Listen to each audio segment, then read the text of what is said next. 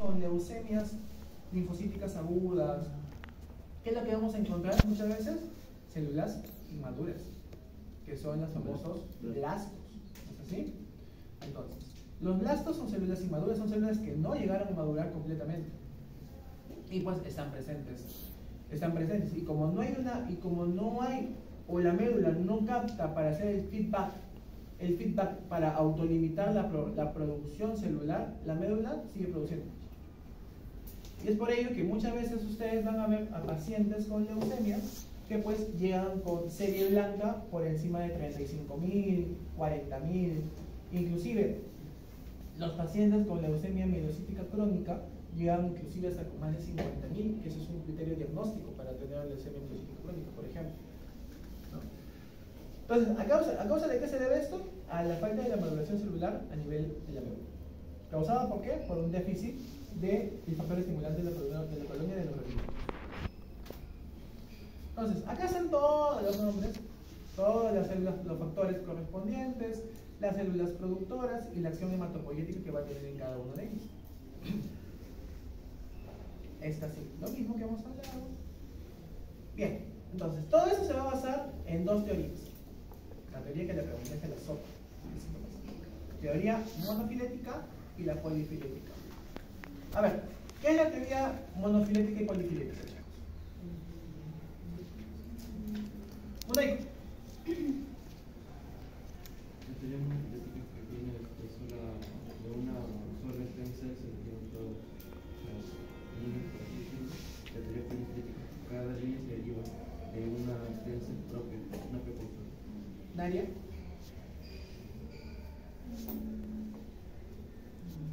De que la monofilética es de una célula y la polifilética es de que cada célula va a derivar su propio linaje.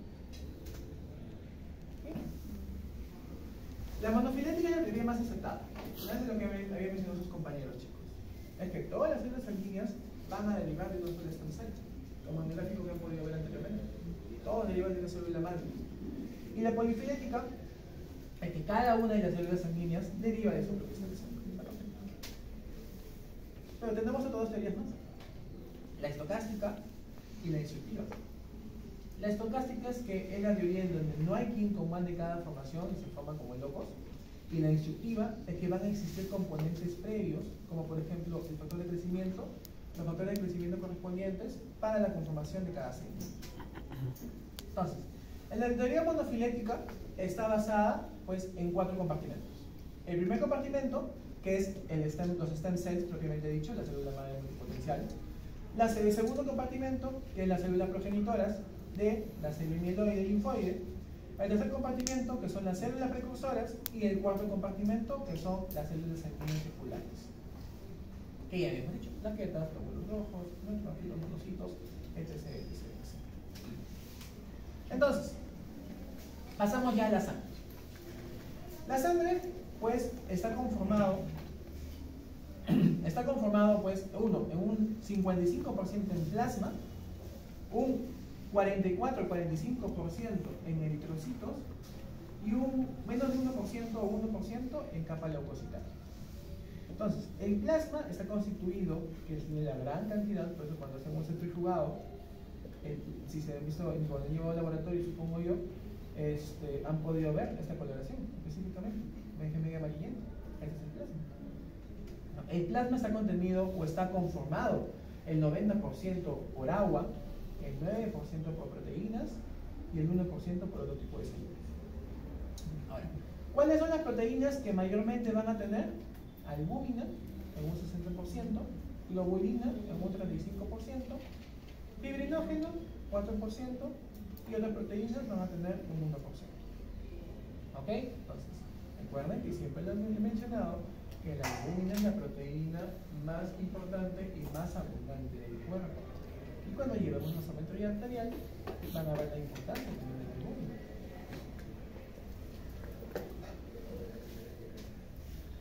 Entonces, ¿qué es el hematocrito? ¿Qué es la hemoglobina? Muchos dirán eso, ¿no? ¿Qué es el hematocrito? Es el volumen ocupado por los eritrocitos. Obviamente los máquinas. ¿Cuáles son los elementos de forma de la sangre? La capa leucocitaria, más los eritrocitos. ¿Y qué son las plaquetas en sí? Son fragmentos celulares de los megacariocitos. Estas no son consideradas tipos celulares. El hematilla tiene un tiempo de vida aproximadamente de 120 días. ¿Sí? 120 días. A comparación de las plaquetas que tienen un tiempo aproximadamente de 7 o 10 días. Y pues estas mueren en el vacío. Bien, la eritropoiesis. ¿Qué es? Formación de eritrocitos. Que en el adulto se va a realizar en la médula ósea. Va a tener una duración aproximadamente de 5 a 7 días. Y pues todo se va a dar a partir de la célula madre pluripotencial, ¿no? Donde acá se van a producir las células madre progenitoras, y aquí vamos a hablar de las que son morfológicamente diferenciadas, como los formadores de colonias eritrocitos grandes y abundantes, y las pequeñas viscasas y las células precursoras ya diferenciadas, para dar toda la formación de las series correspondientes que se van a dar en la médula ósea y los que salen, ¿no? Hacia la sangre periférica, donde podemos ver tanto el reticulocito y los eritrocitos. ¿Para qué chícharas me servían los reticulocitos? Formación de hemoglobina.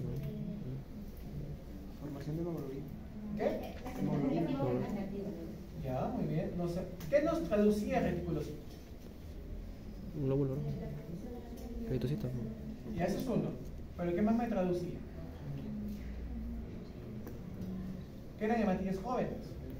Entonces, medían la capacidad de la médula de regenerarse. ¿Y en qué me va a servir eso? Pues cuando vamos a estudiar anemia, ¿no? Para poder diferenciar en una anemia regenerativa o en una anemia arregenerativa. Como habíamos dicho, pues estos también se pueden dividir en 4 compartimentos.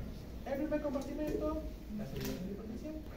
El segundo compartimento, que ya tiene la unidad formadora de brotes de células eritroides, que es donde se va a dar aquí, ¿no? El tercer compartimiento, que va a tener dos.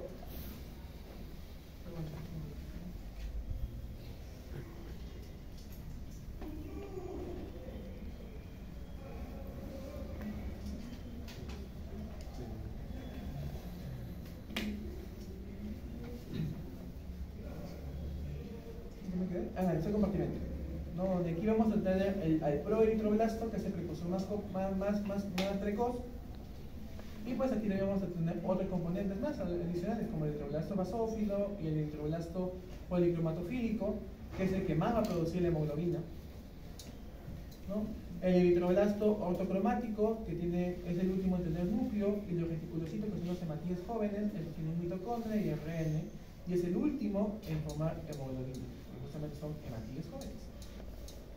Y el cuarto compartimento, pues van a ser ya los eritrocitos. Ahora, pero todo esto, ¿por quién está comandado o estimulado la formación de la eritropoiesis? Por la eritropoietina, ¿no? ¿Y qué es la eritropoietina? Es la glucoproteína producida con un 90% por las células intersticiales peritubulares de la médula y la corteza renal, que son indispensables ¿para qué? Para la regulación de la eritropoiesis. Ahora, que se produzca mayormente, o que yo haya colocado, que son producidas a nivel, sobre todo, de las células intersticiales peritubulares de la médula y la corteza renal, no significa que solamente el riñón lo pueda producir. En un 80% puede ser producido por el riñón y en un 20% puede ser producido por el hígado. Entonces, estos de acá van a cumplir 3 funciones, ¿no? Pero recordar también que algunas alteraciones cromosómicas, como por ejemplo alteraciones a nivel de cromosoma 7, nos pueden producir una alteración en la formación de eritropoietina. Entonces, es por ello la importancia también de que se coloca dónde específicamente tiene su gen en la eritropoietina, que es el nivel de cromosoma 7. ¿Y cuáles van a ser las funciones básicamente de la eritropoietina? 1, incrementa la liberación y la formación de reticulocitos. 2, controla el tiempo de vida del eritrocito, ¿no? O sea, disminuye la apoptosis de las células de la hematopoiesis y hacen pues que mueran específicamente los 120 días, porque si mueren antes es patológico. Y disminuye el tiempo en realizarse la hematopoiesis. Son las 3 funciones básicas de la eritropoietina. Entonces, ¿qué pasa acá? va a haber una hipoxia celular. Entonces, en la hipoxia celular, ¿qué es lo que va a producir? Va a haber una estimulación.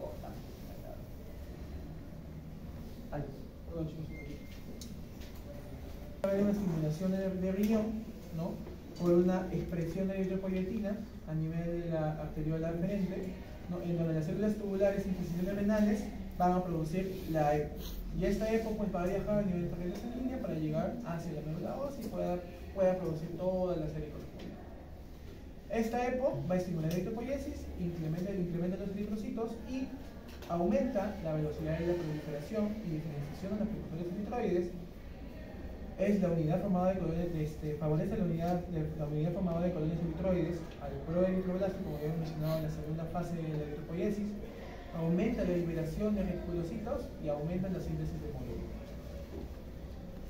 ¿Para qué? Para pues, tener la función de incrementar los eritrocitos. Entonces ahora, ¿qué es un eritrocito?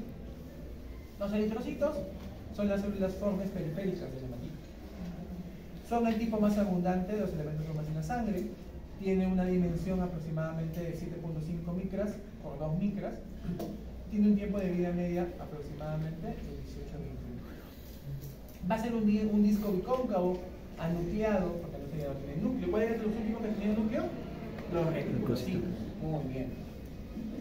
Es un disco bicóncavo, anucleado, que va a permitir, o que nos va a permitir, o va a tener dos propiedades. Uno, en un área superficial más grande para la difusión de oxígeno, y la delgadez de la membrana celular va a permitir que el oxígeno se difunda rápidamente entre las regiones exterior e interior de la célula. ¿Cuáles son o qué funciones eran? ¿Qué funciones? No, ¿qué funciones eran? ¿Qué propiedades tenía el eritrocito? Bicóncavo, deformación. Bicóncavo.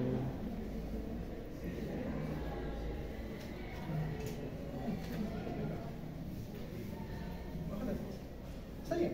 Viscosidad, deformación cóncava. El eritrocito tiene un volumen aproximado de 80 a 100 hectolitros, ¿no? Que es conocida como el volumen corpuscular medio. Y pues el volumen corpuscular medio se puede calcular, ¿no? Ya vamos a ver en las siguientes clases, cómo podemos calcular el volumen corpuscular medio, la hemoglobina corpuscular media y la concentración de hemoglobina corpuscular media. Porque no es simplemente un valor que me dé el laboratorista, ojo, porque fácilmente ustedes pueden tener la cantidad de hematigues, de hemoglobina y de hematocito y pueden hacer todo su cálculo. Y pueden sacar ahí cuando tiene el BSM, cuando tiene el HCM, cuando tiene el CHCM. El volumen corpuscular medio, que tiene, es su volumen, que ya habíamos mencionado, nos permite que, o que nos favorece, o que nos ayuda a poder clasificar los tipos de anemias. Tenemos tres tipos de anemias. Las anemias macrocíticas, donde este volumen eritroide está muy incrementado por encima de 100, 120, que muchas veces es por déficit de vitamina B12 y folatos, no ácido fólico, folatos. ¿Ya?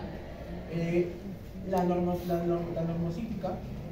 ¿no? La normocítica, pues, en la que el volumen está dentro del rango normal, que muchas veces son por déficit de la conformación de eritropoyetina.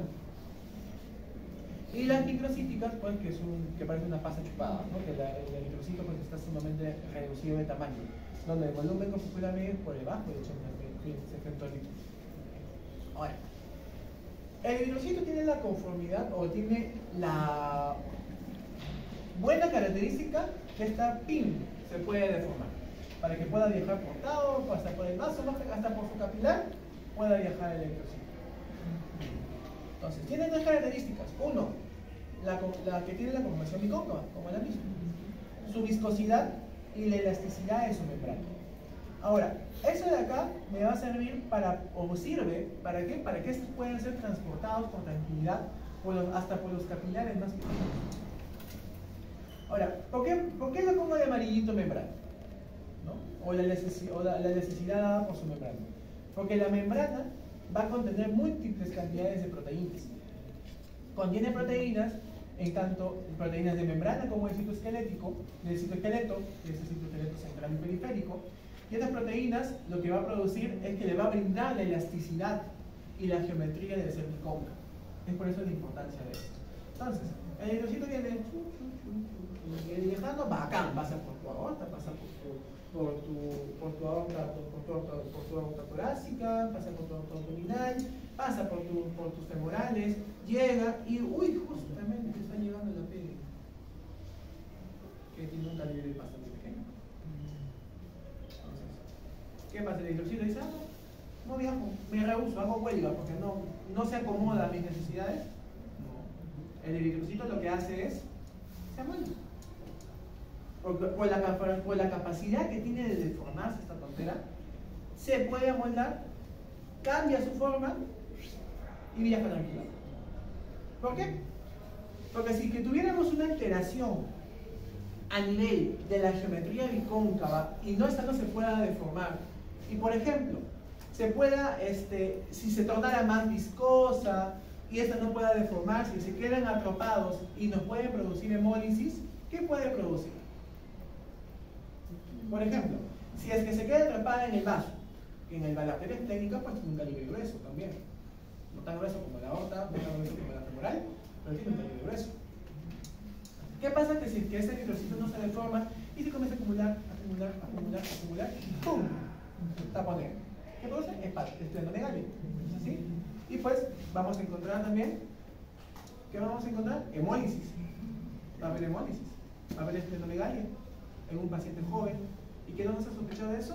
Una esferocitosis cerebral. Entonces, en la esferocitosis, ¿cuál es el manejo en estos pacientes? Lamentablemente, simplemente la esplenectomía.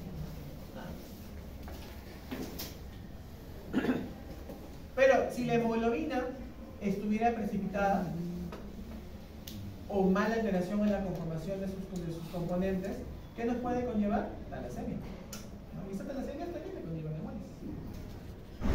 Entonces, es importante, como habíamos mencionado, en la conformación de los citoesqueleto y las proteínas de membrana, la conformación y la importancia de saber para qué nos sirven las glucoforinas, las bandas 3, la banda 4.2, la banda 4.1.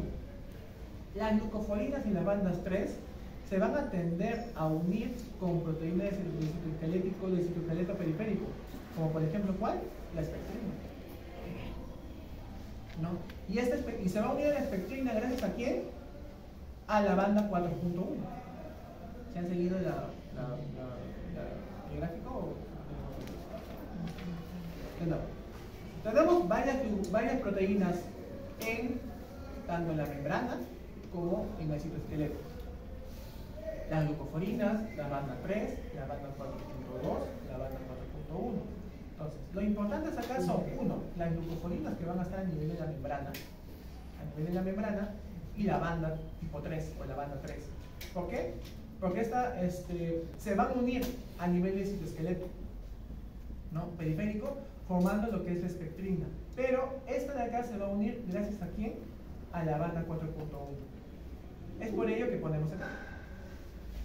La banda 4.1, ¿cuál va a ser su función o cuál va a ser la importancia de esta banda? Es que va a ayudar a la glucoforina a poderse unir a la banda 3. Y la banda 4.2 ayuda a la banda 3 también a poderse unir. Tenemos espectrina alfa, espectrina beta, etc, y sus diferentes conformaciones de esto, ¿no? La tropomiosina, la tropomodulina y el protofilamento de la actinina, que tiene diferentes tipos de funciones que no los vamos a tocar.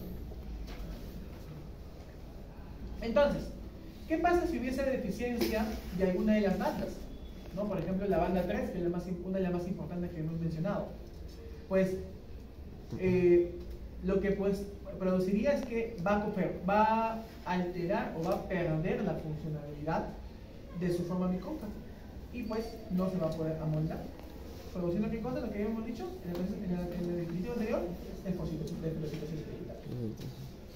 Entonces, cada una de las bandas se une a una proteína, tiene una localización en un gen y pues la función y qué es lo que nos puede asociar.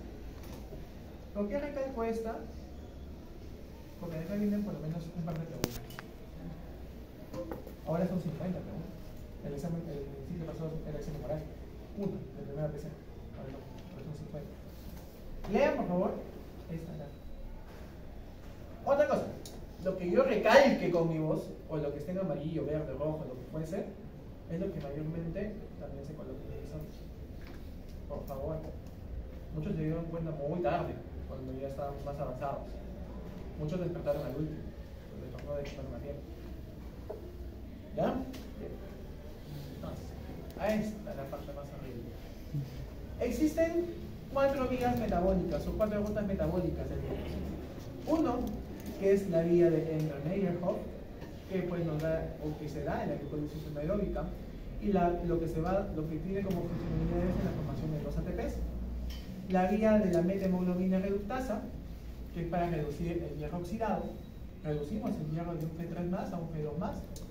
La vía de Rappaport-Webeling, que forma el 2,3 difosfoglicerato, y pues este 2,3 difosfoglicerato va a liberar el oxígeno de la hemoglobina. Es por ello que, si ustedes recordarán, la deficiencia del 2,3 difosfoglicerato o el DPG, como quieran decir ustedes, nos alteraba la curva de distribución de la hemoglobina, sea para la derecha o sea para la izquierda. La alteración de esta nos va a producir también múltiples patologías que ya las vamos a ver.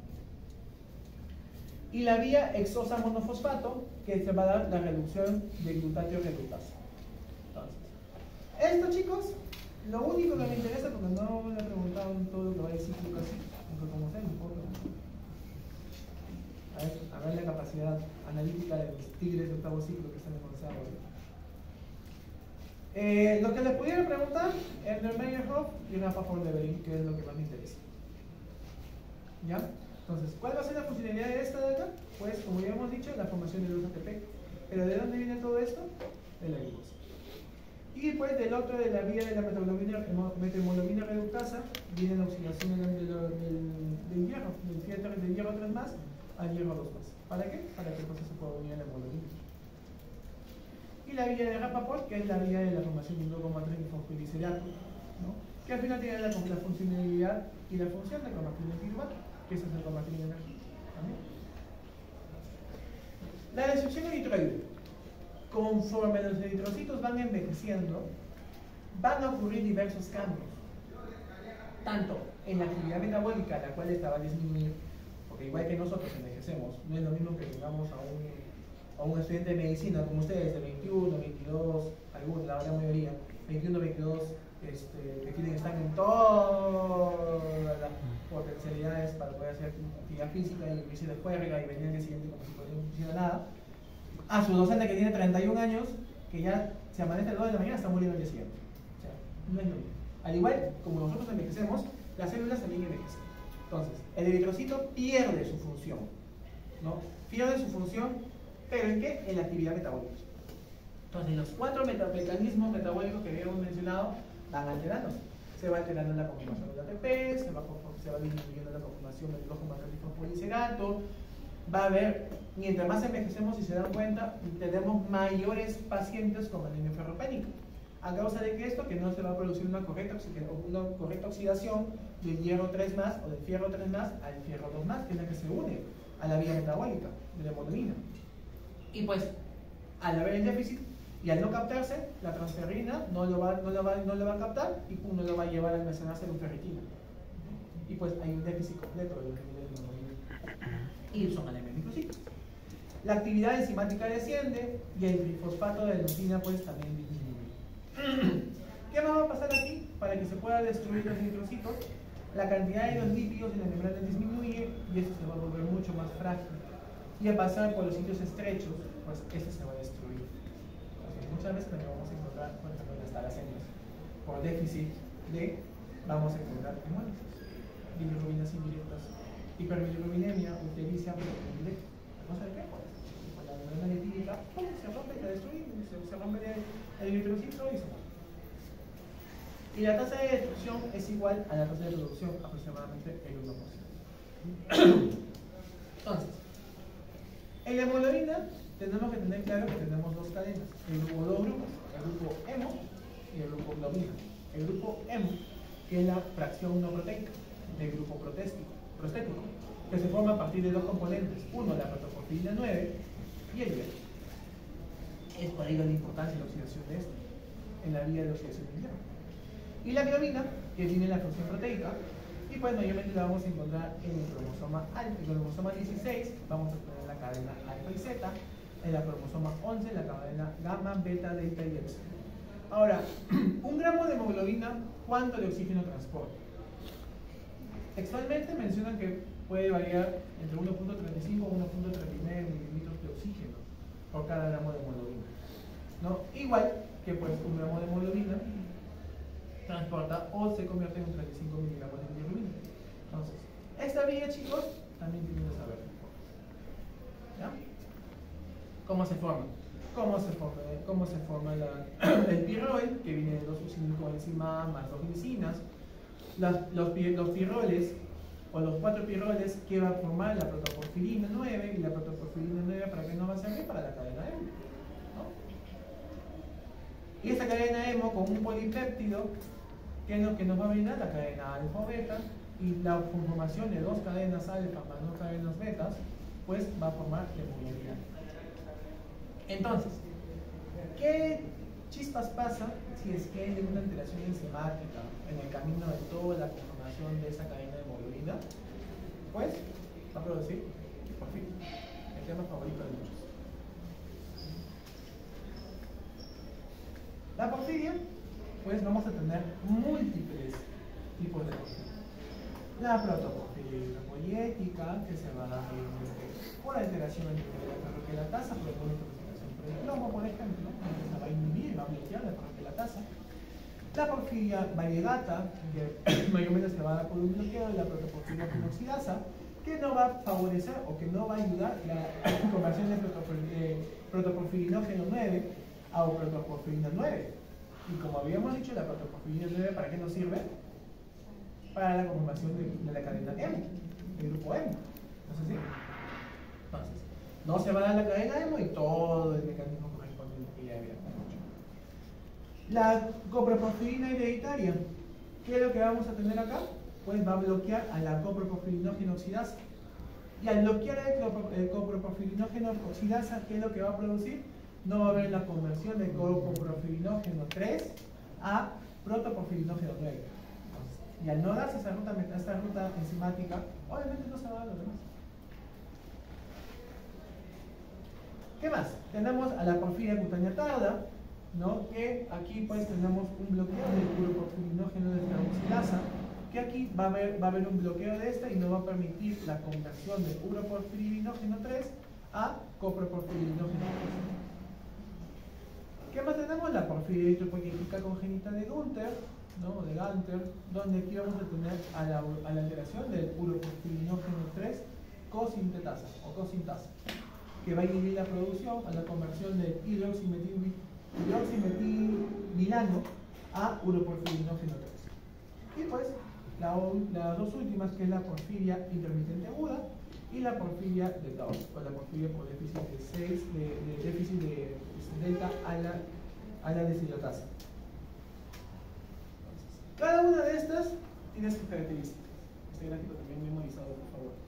Estas porfirias tienen sus características. Hay algunos donde, obviamente, las vamos a poder identificar por su alteración enzimática, eso es uno. Dos, por la localización del defecto en donde vamos a encontrarlo. Por ejemplo, eritroblastos, afectación a nivel de eritroblasto, ¿dónde estamos? En una porfiria hidropoietica. Hepatocitos, porfiria cutánea tarda. Pero si encontramos la alteración de ambas, tanto los eritroblastos como el hepatocitos, podemos estar ante una protoporfiria eritropática, que es por alteración de ¿qué? De la ferroquelatasa. ¿Qué más podemos tener? La lesión, más que la lesión, no, la localización de la lesión, que estamos ahí. Pero podemos encontrar también, ¿qué cosa? Por ejemplo, lesiones cutáneas, lesiones neurológicas. Por ejemplo, ¿quién es la única que no produce lesiones cutáneas? La porfiria intermitente aguda, por ejemplo, ¿no? ¿Y cuál es la única, o cuáles van a ser las tres que no van a producir lesiones neurológicas? Uno es la porfiria hidropoietica congénita, dos la protoporfiria hidropática y tres la porfiria cutánea tarda. Pero también podemos diferenciarlos si es que hay lesión hepática o no. Uno, por la cirrosis, como por ejemplo la porfiria cutánea tarda, o la presencia de cálculos secundarios en la protoporfiria eritrocálculo. Es por ello, si yo en un momento les pregunto, mocoso de 8 años de edad proveniente de Cerro de Pasco, quien se encontraba previamente sano, mamá refiere que desde hace 2 meses cursa con incremento de volumen de abdomen, edema de miembros inferiores, además de denotar leve tintictérico y además presencia de lesiones cutáneas tras la exposición solar, ¿ante qué caso podríamos estar?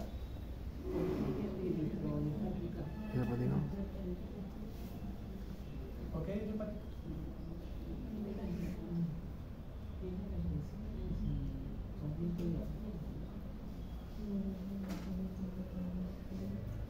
Pero hay algo que lo está diferenciando. Estoy mencionando edema en miembros inferiores, embalonamiento abdominal.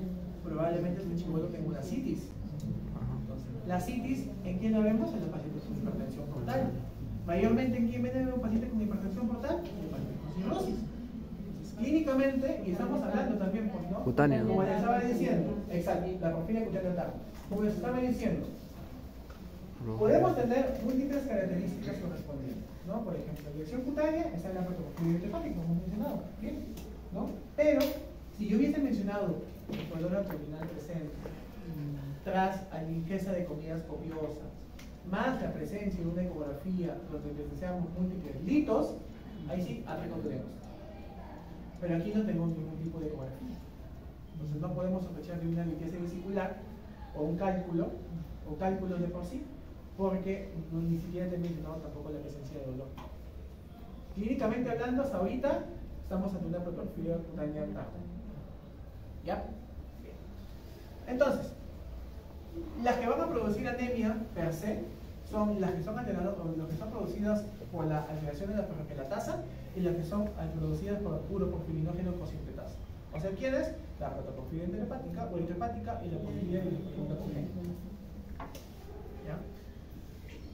Ahora, por ahí se me puede ocurrir a mí poner el mocoso comenzó a ser pichirroja o comenzó a tener hematuria. ¿Y cuál es la única que tiene hematuria? Eritropoyética congénita. Ese cuadro no es yuca de analizarlo, chicos. Tampoco memorizar, porque si se memoriza se van a marear. Pero simplemente se dan cuenta, ¿cuál es lo único que tiene esto? Tal. ¿Qué puede ser estas? Tal. Pero ¿cómo la diferencia por tal? Eso les va a ayudar a ustedes a diferenciar, uno, clínicamente, y dos, pues, probablemente matemizando.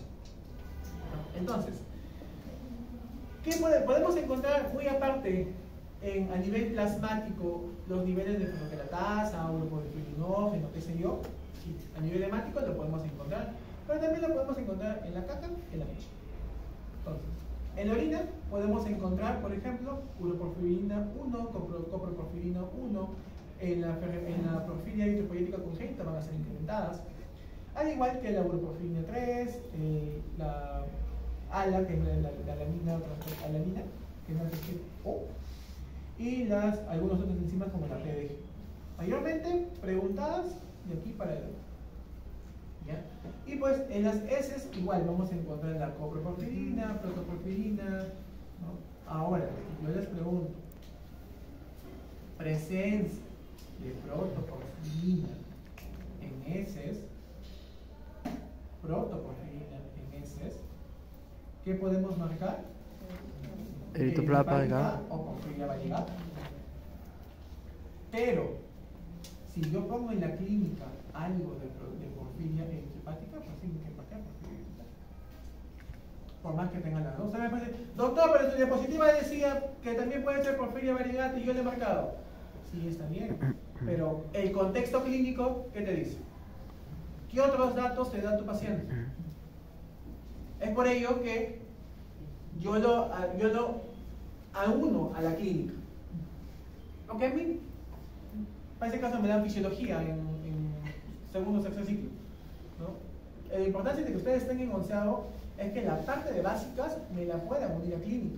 Y eso es lo rico del curso. Vean, es interesante.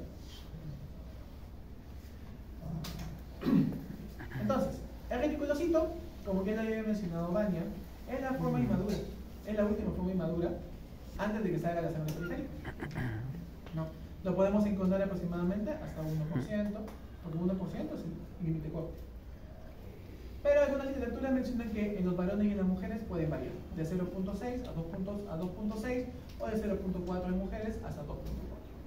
Entonces, ¿en qué se diferencia el hidrocito y el reticulocito? El reticulocito pues es más grande que el hidrocito, ahorita vale, es lo primero.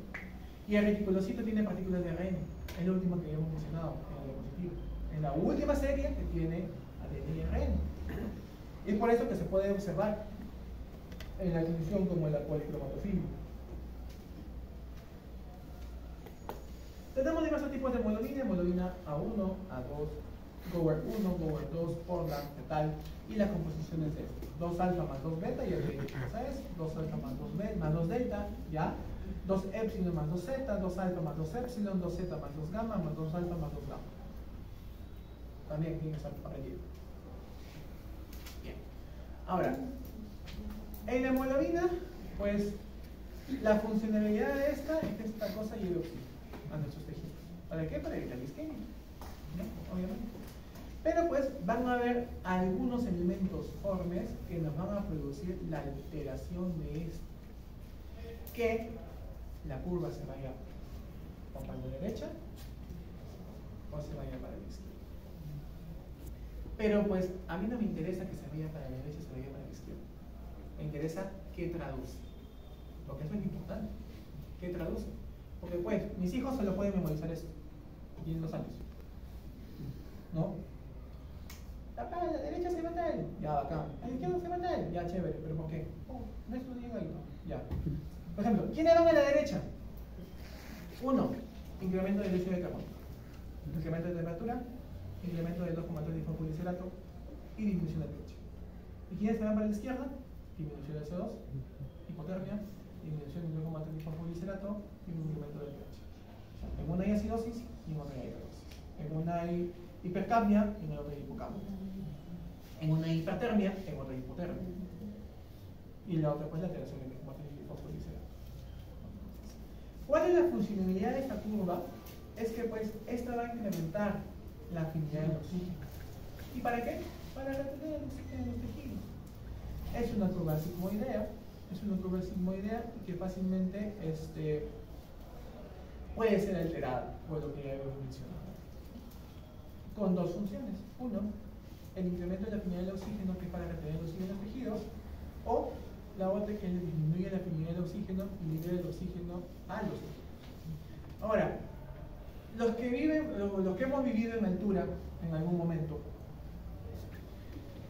tenemos, o bueno, yo viví un año trabajando, podemos tener alteraciones de la curva de la disociación de la hemoglobina. Pero causado por qué? Porque muchas veces son factores enzimáticos, propiamente lo que son de la parte de la serranía peruana. ¿No? Muchas veces estos pacientes tienen, por el estrés oxidativo tal cual, tienen un incremento del 2,3 difosforilato. Y esto pues no nos dice que toda la curva se va a ir para la derecha. No me dice eso. Simplemente que es un mecanismo compensatorio del cuerpo para tratar de adaptarse. Porque obviamente la fisiología respiratoria en la altura es como que nos pasamos. Es completamente distinta a la fisiología respiratoria a nivel del mar. Completamente distinto. Recuerda que cada 500 metros la hemoglobina incrementa 0.5 aproximadamente. Entonces, los que viven en altura tienen elevado el 2,3 difosforilato porque viven en constantemente en presión baja de oxígeno y pues poco oxígeno llega a su cuerpo para que estos puedan ser distribuidos. Es por eso que estos pacientes se adaptan. Y obviamente, yo ahorita me saco una gasometría, tengo una presión de oxígeno en 80, chévere, estoy bacán. Pero ustedes se van a Huancayo, 3.420 metros sobre el nivel del mar, encuentran una presión de oxígeno de 60, ¡uy! Se alarman. ¡Oxígeno! Pónganle oxígeno. El paciente está respirando como ustedes y yo, de lo más tranquilo. ¿A causa de qué es? Posiblemente eso. a que el paciente está acostumbrado a vivir a presiones arteriales de oxígeno disminuido o la alteración de la presión barométrica. Ahora, lo que había mencionado, la curvita para la derecha y curvita para la izquierda, tiene que ver con el efecto Bohr y con el efecto Halley. ¿Cuál va para la derecha, cuál va para la izquierda? Por derecha, izquierda, Haldane. Claro, porque está ahí, ¿no? No, muy bien. A ver, ¿y qué me traduce el efecto Bohr?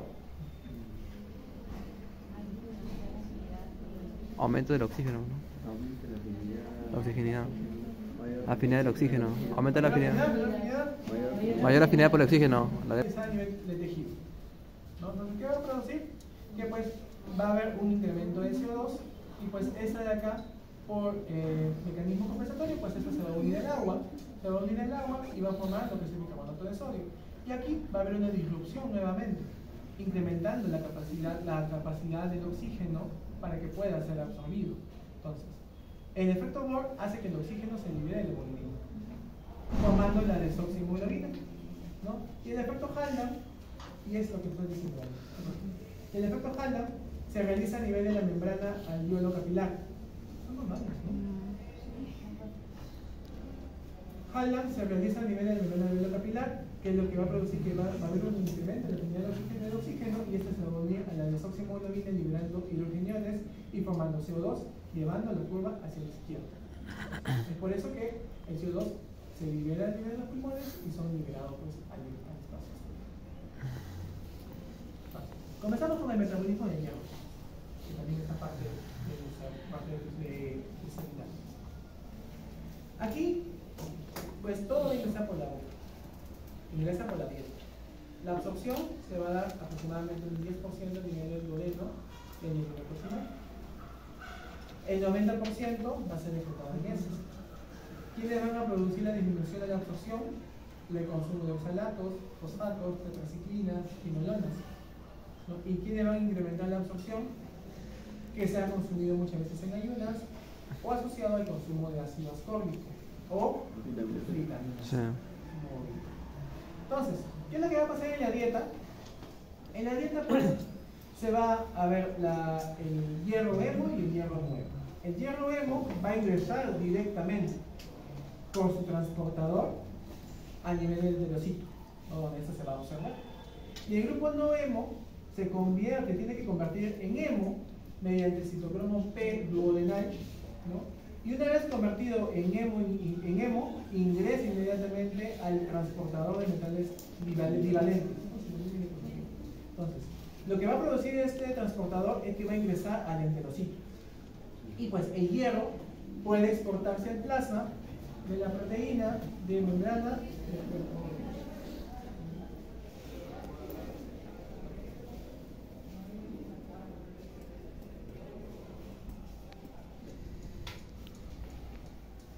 O pues se puede almacenar en la proteína de almacenamiento como ferritina. Dependiendo de qué, las necesidades del hierro del organismo en el momento pues, que es consumido. La exportación del hierro hemo del plasma va a ser acompañada de su oxidación inmediata por la efestina o la celuloplasmina.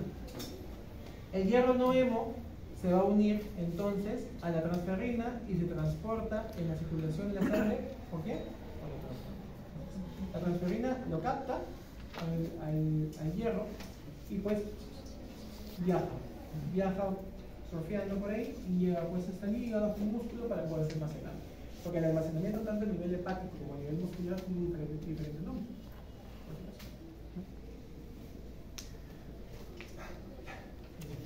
Hacemos un cheque, chicos, ya tengo que tomar.